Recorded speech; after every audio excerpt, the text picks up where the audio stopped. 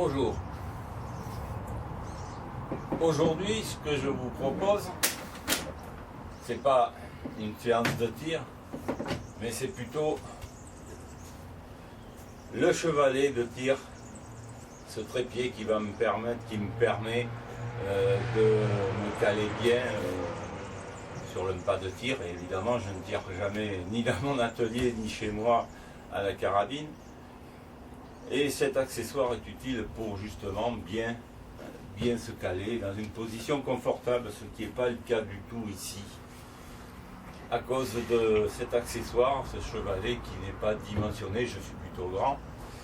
Et sur les pas de tir, on a tous les tables à la même hauteur. Donc on va intervenir sur la hauteur de l'arme. On peut tirer donc avec ou sans appui, ça va dépendre du but de l'exercice ou de la compétition. Moi je ne fais pas de compétition, je fais du tir de loisir. Je vais utiliser avec une carabine comme ça un appui. Et cet appui donc c'est ce chevalet de tir qui est en fonte d'aluminium, qui est de bonne qualité, mais avec un défaut, c'est qu'il n'est pas assez haut pour moi. Je voudrais l'avoir plus haut. Donc le but de cette vidéo, ça va être de vous montrer la fabrication de la vis qui permet, une nouvelle vis qui va être plus longue et qui me permettra de me caler beaucoup mieux en hauteur et à mon confort de tir, ce que j'appelle mon confort. On peut régler donc la hauteur par le biais de cette vis. Et là, tout à l'heure, j'étais à la position, à la hauteur maximum, ce qui ne convient pas bien pour moi. Alors, je vais démonter pour vous montrer exactement plus en détail ce que je vais faire et où ça va venir.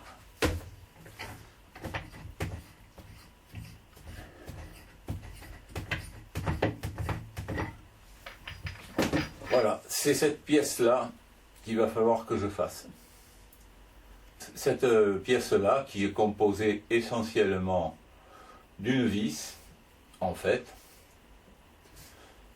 avec un méplat en profondeur, qui a été fait, une gorge, pour pouvoir bloquer, et ici, une autre partie où vient se fixer le coussinet.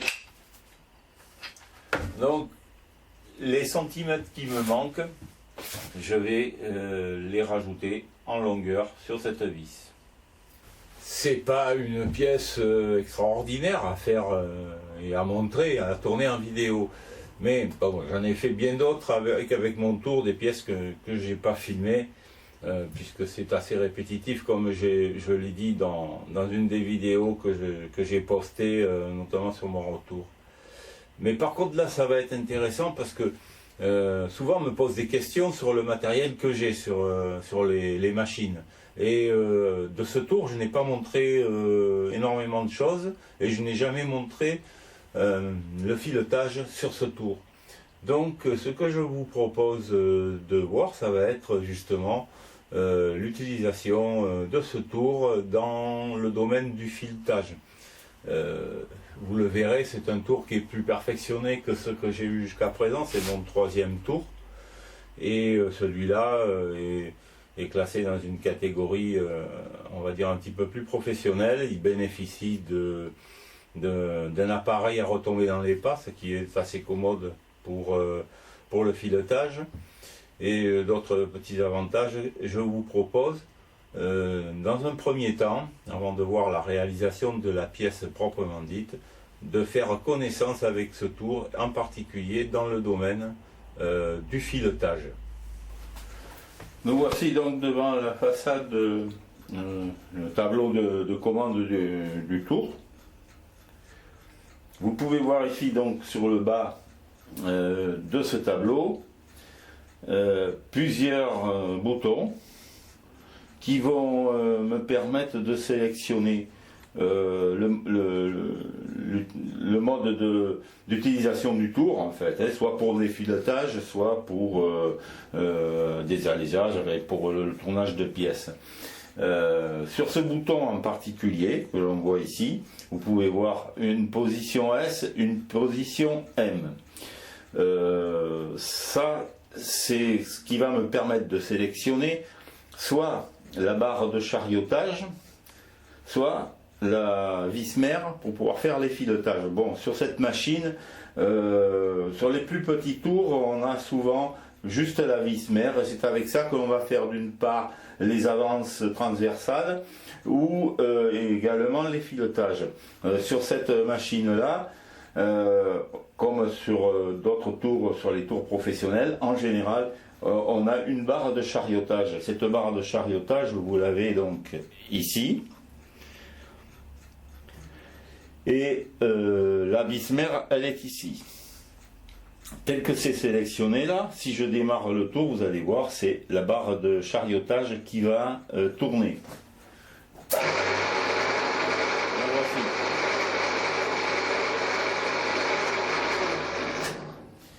Si la barre ici, la vis mère, que vous voyez, elle ne tourne pas.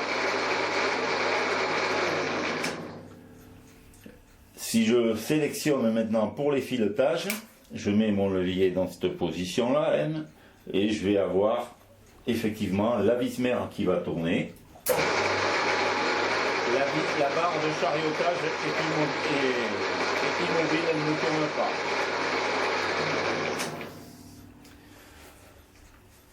Je vais maintenir donc en position filetage, puisque c'est ce que je vais faire là tout à l'heure. Tout ça, ce sont des réglages des avances ou donc transversales longitudinales, puisqu'avec ce tour, on peut également, on a le transversal automatique.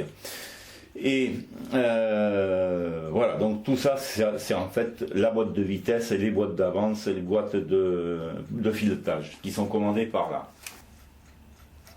Alors, un petit peu plus haut ici, on a les deux leviers ici de sélection des vitesses de la broche. Sur ce tableau ici, on a donc ABC. Vous pouvez voir qu'on a 9 vitesses possibles. Avec ce bouton, donc avec ce levier, je peux inverser le sens de rotation de la barre de chariotage ou de la vis mère pour toujours sans avoir à inverser le sens de rotation de la broche. Ce qui fait que avec cette possibilité que j'ai là, je peux faire des pas à gauche. Voilà en gros les commandes du tour. Sur les tableaux ici en haut, j'ai le tableau des positionnements de mes leviers en fonction des avances que je veux faire, soit en millimètres, soit en pouces. Exprimer ici les vitesses par tour de broche, les avances par tour de broche.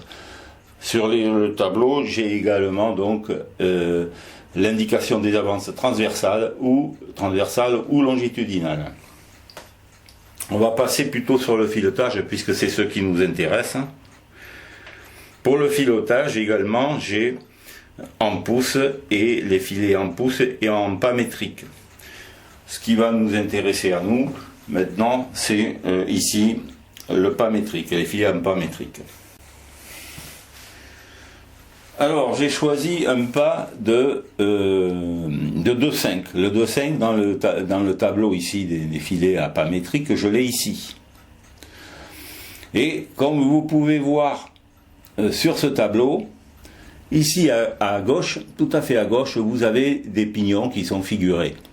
24 dents en haut, 48 dents en bas, 48 dents en haut, 24 dents en bas. Ce qui signifie qu'on a, suivant le type de filet que l'on va vouloir faire, suivant le filetage que l'on voudra faire, il nous faudra sans doute inverser ou le maintenir la position de ces filetages 24-48 dents, suivant comme ils sont déjà à l'intérieur. Ici, je suis donc à un pas de 2,5. Il va falloir que j'affiche sur mon sélecteur M1. M pour filetage métrique et 1, c'est la plage 1. dans laquelle se trouvent les 2,5 de filetage. Et également, il faudra que j'affiche, on le voit ici, B2. B2, M1, ça me donnera la bonne combinaison pour faire mon filetage. Je me reporte ici au tableau. Ça veut dire qu'il faut que je mette un 48 dents en haut et un 24 dents en bas. Je suis sur la plage ici des filetages de 1,6 jusqu'à 7. Si j'avais sélectionné de 0,4 jusqu'à 1,75, j'étais dans la plage ici 1. Je vais dire que c'est dommage parce que bon, dans la boîte de sélection des filetages, on n'a pas tout par levier. Il va falloir, suivant la plage dans laquelle on va se trouver, effectivement ouvrir le carter sur le côté et inverser 2 pignons. Ceci dit, je l'ai déjà fait. Hein. Ce n'est pas, ça prend quelques minutes. Hein. C'est pas un gros problème. On a l'avantage quand même d'avoir pas mal de filetage ensuite accessible. Il y a un autre tableau qui nous intéresse, c'est l'indicateur.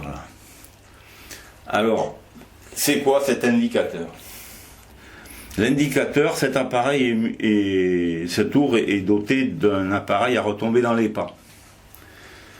Ça, c'est assez commode, ça permet de débrayer la vis mère et de revenir en arrière sans avoir à laisser toujours la vis mère embrayée. C'est un avantage. Là également, on s'aperçoit que sur l'extrême gauche du tableau, il est fait mention de plusieurs pignons. 16 dents, 15 dents, 14 dents. Ça va dépendre donc du pas que l'on va utiliser. Ici, je suis au pas de 2,5. Je vais donc devoir utiliser dans mon appareil à retomber dans les pas un pignon de 15 dents. Cela se change très vite, c'est très facile à changer. Je vais vous le montrer où il se trouve. Donc j'ai ici 2,5 en millimètres, c'est précisé, pas de 2,5 en millimètres, et en dessous j'ai à échelle un chiffre. Ça veut dire que ici c'est 1. Je vais pouvoir débrayer quand je veux, hein, mais quand je vais embrayer pour pouvoir retomber dans le pas, chaque fois je devrais embrayer sur le chiffre 1 qui figure sur mon tableau, vous allez sur mon appareil à retomber dans les pas. Voilà, donc pour 2,5, je vais retomber dans mon pas chaque fois que j'embrayerai sur le 1. Ici on a 0 dents. 0 dents, ça veut dire que pour ces filetages-là,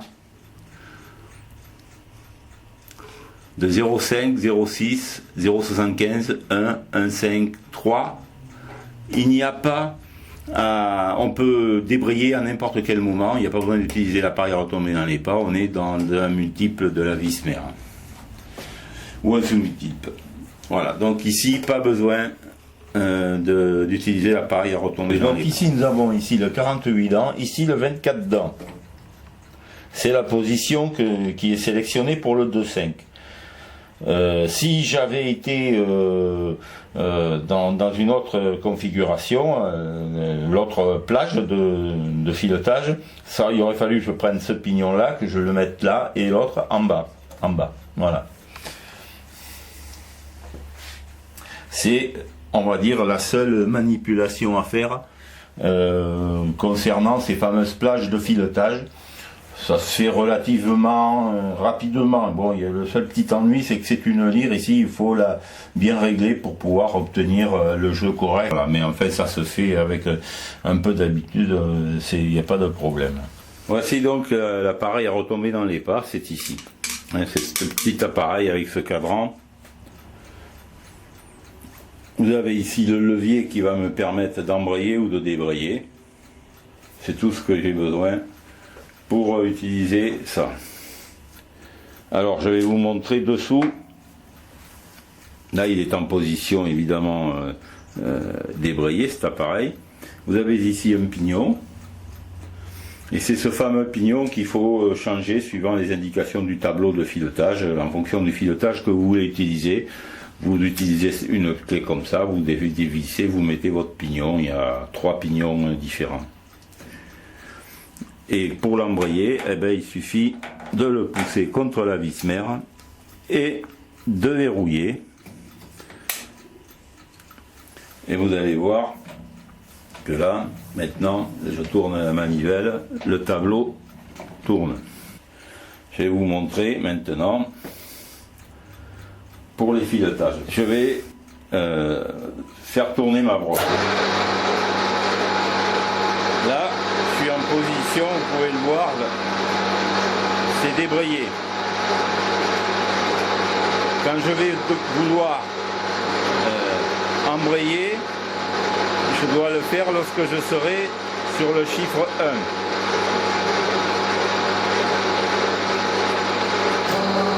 Voilà. Ok, là c'est embrayé. Je peux débrayer à n'importe quel moment, c'est pas un problème.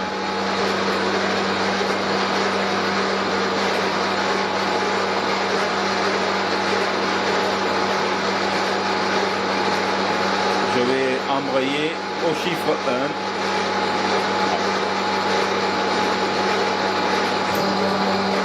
Voilà. Faut pas se paniquer, il suffit d'embrayer au chiffre 1. Si ça tombera pas forcément pile poil dessus, l'important c'est de pas être dans un chiffre suivant. Pour des raisons de commodité, vous pouvez le voir sur le cadran, on a fait figurer, on a inscrit que les chiffres impairs 1, 3, 5, 7. Il est évident que les chiffres pairs correspondent aux traits qu'il y a entre les chiffres impairs, à savoir que vous avez entre le 1 et le 3, le 2, entre le 3 et le 5, vous avez le 4. C'est parce que je pense que sur la faible surface du disque, ils ont préféré ne faire figurer que la moitié des chiffres, les autres étant symbolisés par des traits, mais on les trouve aisément, c'est pas un problème. Bon, je vais couper mon barreau.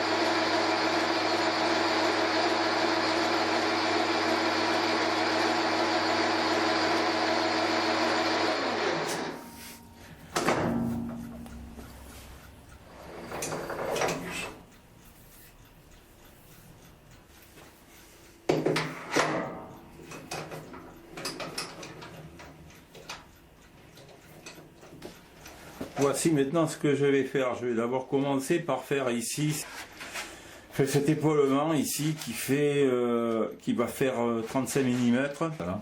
Donc je vais commencer par ça, puis ensuite je prendrai ça dans les morses et je ferai ça, cette partie-là qui, elle, comme ça ne figure pas là sur le plan schématiquement, sera elle filetée complètement. Là. Ça après, ça va être un méplat qui sera effectué à la suite.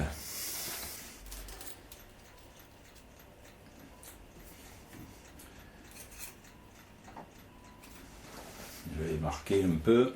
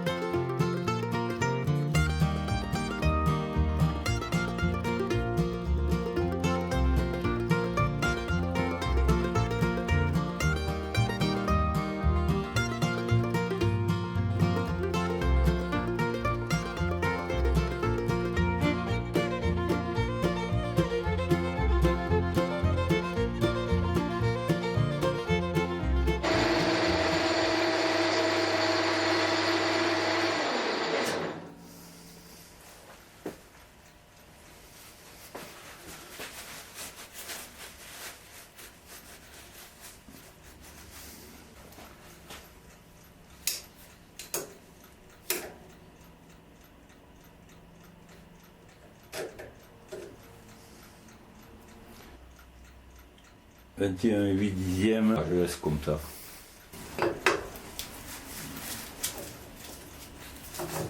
Nickel. Donc je vais garder ça comme ça, pour ce côté-là, ça ira. C'est nickel, ça va bien. Je vais faire un chanfrein.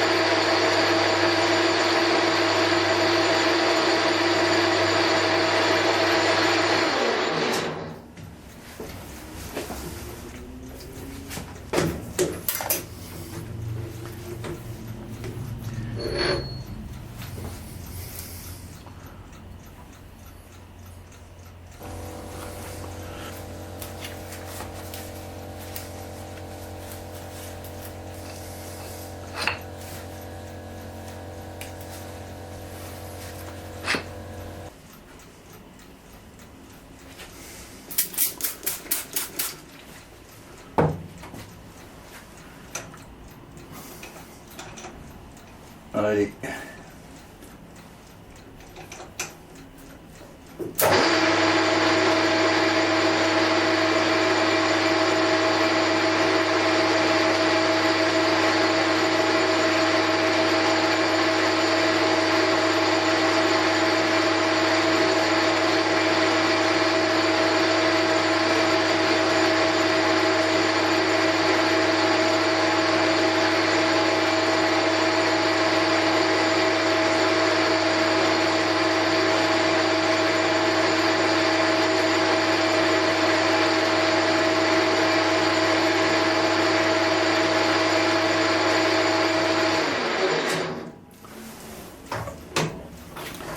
Bon, maintenant ce que je vais faire, c'est ici, toute cette partie-là qui est filetée au pas de 250 ou 250. Donc je vais faire ça il faut d'abord, avant de fileter, évidemment, que je mette le diamètre ici, que j'ai mesuré sur la pièce qui existait déjà, hein, que celle que j'agrandis de facto. Elle fait 20 mm et 8 dixièmes. Alors bon, je vais peut-être passer à 21, parce que sur la pièce originale, il y a pas mal de jeux dans la vis. Donc à la limite, je pense que si je dépasse de dixièmes, ça sera pas plus mal. Alors comme ça va faire quand même pas mal or, voilà, je vais prendre là-dedans et en contrepointe. Je vais essayer comme ça m'ennuie beaucoup parce que j'aime pas beaucoup prendre sur la partie que j'ai usinée. Je vais essayer de mettre avec des morts, des protections en cuivre, mais c'est pas forcément bien pour centrer. Je vais voir ce que ça donne, sinon je les retirerai. Ben tant pis, je ferai comme ça, hein, sans ça. Alors je vais voir si ça peut aller où il faut.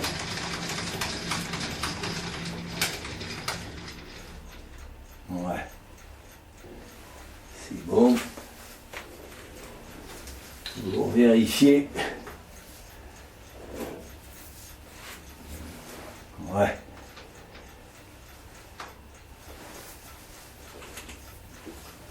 Que rien ne touche.